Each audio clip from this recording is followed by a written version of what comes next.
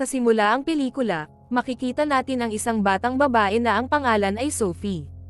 Isa siyang ulila at nakatira siya sa simbahan kasama ng mga madre dahil maraming bata roon.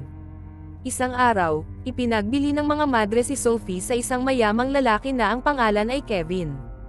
Ginawa ito ng mga madre dahil gusto nilang maging matagumpay si Sophie sa hinaharap, at tanging sa pagpapakasal sa isang mayamang lalaki ito posible. Nagpakasal sina Kevin at Sophie.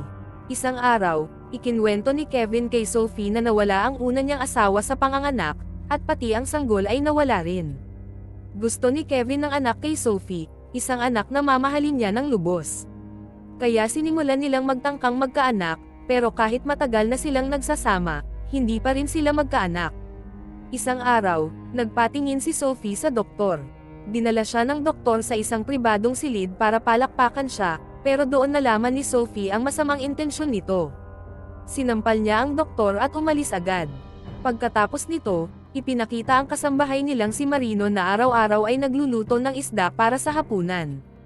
Dahil dito, pabirong sinabi ni Kevin na baka raw in love na si Marino sa mangingisdang nagbibigay ng isda araw-araw. Hindi niya alam na may relasyon nga talaga si Marino sa mangingisda na ang pangalan ay Willie. Palagi itong dumadalaw sa bahay sa kunwaring pagbibigay ng isda pero ang totoo ay nakikipagligawan kay Marino. Nagdesisyon si Kevin na ipapinta ang larawan ni Sophie dahil napakaganda nito sa kanyang paningin. Umupo siya ng isang batang pintor na ang pangalan ay Daniel. Nang makita ni Daniel si Sophie, agad siyang naakit sa ganda nito. Si Sophie naman ay humanga rin kay Daniel. Isang araw, sumulat si Daniel kay Sophie at inanyayahan siyang pumunta sa kanyang bahay para sa pagpipinta. Nang makita ni Kevin ang sulat, unay tumutol siya pero kalaunan ay pumayag basta't bumalik si Sophie sa bahay bago maggabi. Pumunta si Sophie sa bahay ni Daniel at doon, hindi nila napigilan ang damdamin nila at nagsimula silang magpalakpakan. Mula noon, nagkaroon sila ng lihim na relasyon. Samantala, lalong lumalim ang pag-iibigan nina Willie at Marino. Gusto ni Willie na yumaman para makapagpakasal kay Marino, kaya nagsimula siyang magnegosyo ng mga bulaklak ng tulip, na napakamahal at in-demand noon. Isang araw, kumita siya ng malaking pera mula sa negosyong iyon. Ngunit isang gabi, nakita niya si Sophie na palihim na pumunta sa bahay ni Daniel. Nakasuot siya ng damit na parang kay Marino, kaya inakala ni Willie na si Marino iyon. Sinundan niya si Sophie at nakita niyang nakikipagpalakpakan ito kay Daniel. Nasaktan si Willie dahil inakala niyang niloloko siya ni Marino. Hindi niya alam na si Sophie pala ang nakita niya.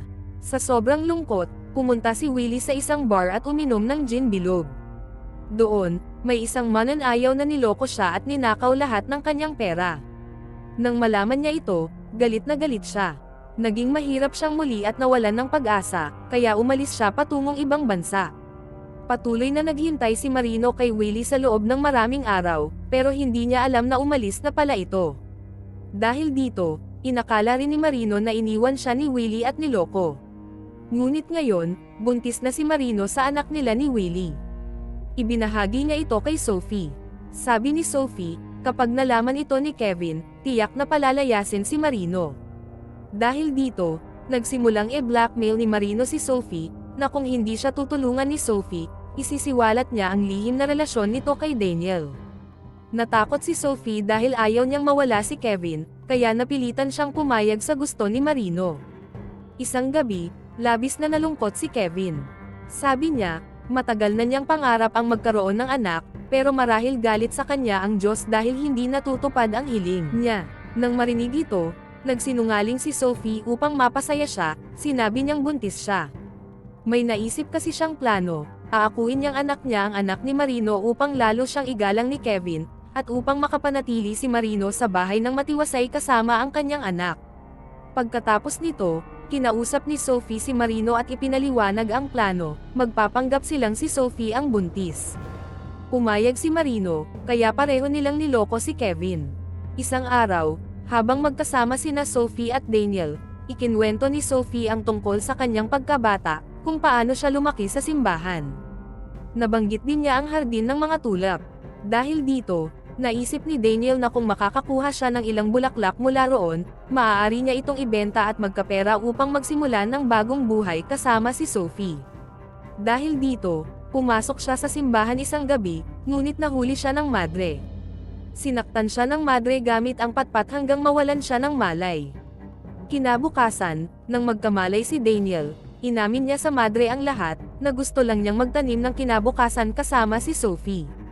Dahil dito, napapayag niya ang madre na ipagpalit ang mga binhi ng bulaklak sa halip na magnakaw. Naging matagumpay ang kalakalan at kumita siya ng malaking halaga. Samantala, nanganak na si Marino.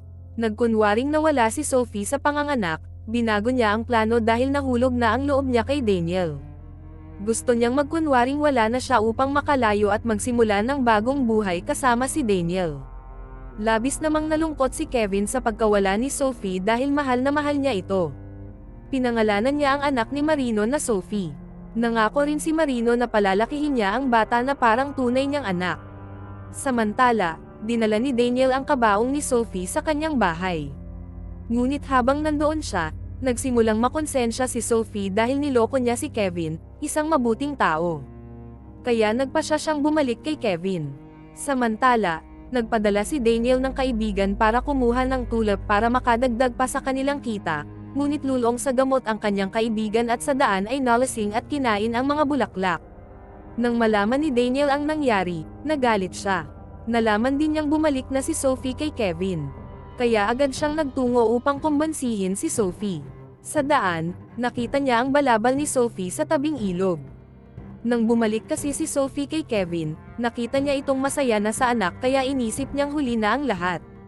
Iniwan niya ang kanyang balabal sa ilog at nawala. Inakala ni Daniel na tinapos ni Sophie ang kanyang sarili. Makalipas ang ilang panahon, bumalik si Willie. Pagdating niya, agad siyang nagpunta kay Marino. Pero galit na galit si Marino at sinaktan siya. Sinabi ni Willie na niloko siya ni Marino dahil nakipagrelasyon daw ito kay Daniel. Ipinaliwanag ni Marino na si Sophie ang may relasyon kay Daniel, hindi siya. Ibinunyag din niya na ang bata ay anak nila ni Willie, hindi kay Sophie. Narinig ni Kevin ang lahat, kaya ibinigay niya ang isang liham kay Marino. Nakasulat dito na dapat nilang alagaan ni Willie ang kanilang anak at ipagpatuloy ang pagpapanggap na anak niya ito, para manatili ang respeto ng mga tao sa kanya. Ipinamana niya ang lahat ng kanyang ari-arian kina Marino at Willie, at umalis patungong ibang bansa dahil hindi na siya masaya roon. Makalipas ang ilang panahon, binigyan ng madre si Daniel ng trabaho sa simbahan bilang pintor. Abala si Daniel sa pagpipinta ng mga larawan ni Sophie dahil mahal na mahal pa rin niya ito. Habang nagtatrabaho siya isang araw, napansin niya si Sophie. Labis siyang natuwa, at nagkita silang muli, pinagtagpo silang muli ng madre. Sa kabilang banda, ipinakita rin si Kevin na ngayon ay nakatira na sa ibang bansa, may asawa na, at may anak na mahal niya. At dito, nagtatapos ang pelikula. Salamat sa panonood.